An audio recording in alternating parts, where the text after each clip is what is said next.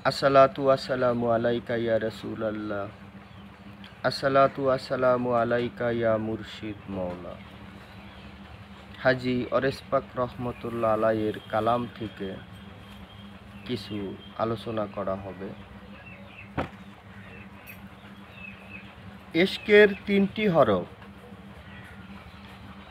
আইন, scene, calf, আইন। আইনের অর্থ ইবাদত, সিনের অর্থ শরিয়ত অনুযায়ী চলা, আর কাফের অর্থ নফসকে কুরবানি করা। আশেকের আরম্ভ আইন এবং এর শেষেও আইন। ইহা এই দিকে ইঙ্গিত করিতেছে যে যদি কেহ শরীয়তের শেষ পর্যন্ত পালন করে তবে সে কামেল আশেক।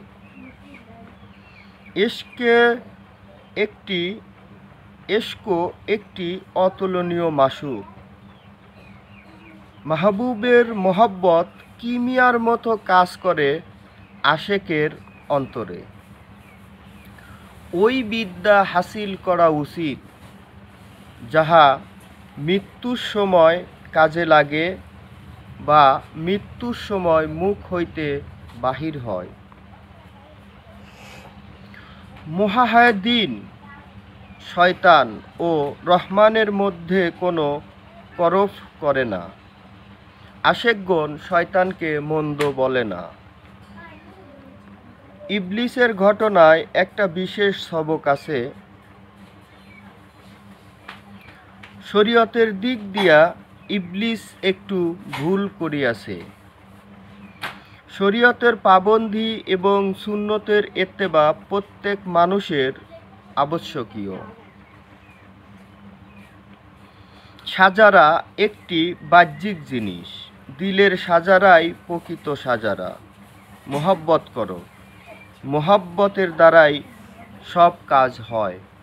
মোহাব্বত ব্যতীত নামাজ রোজা সব বেকার। তাওহীদের রহস্য যার উপরে মুনফাসিক হয় সে জানে, মুখে তাহার রহস্য আদায় হয় না।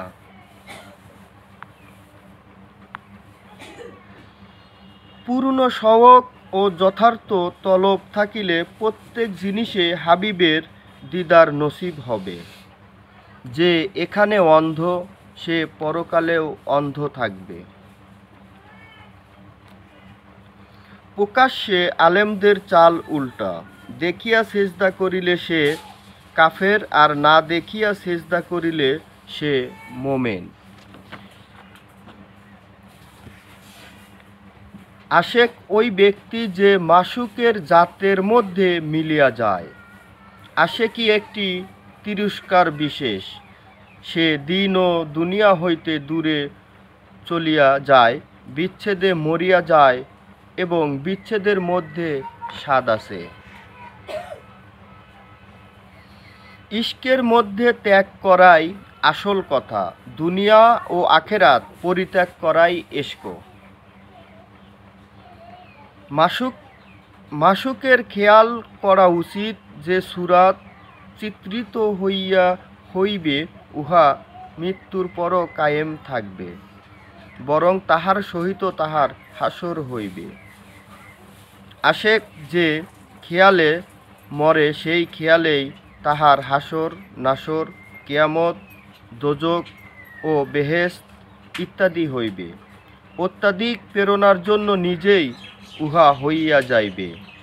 যার ইশক ও মোহাব্বত নাই, তাহার জ্ঞানও নাই, সে এই রাস্তায় চলিতেও পারে না।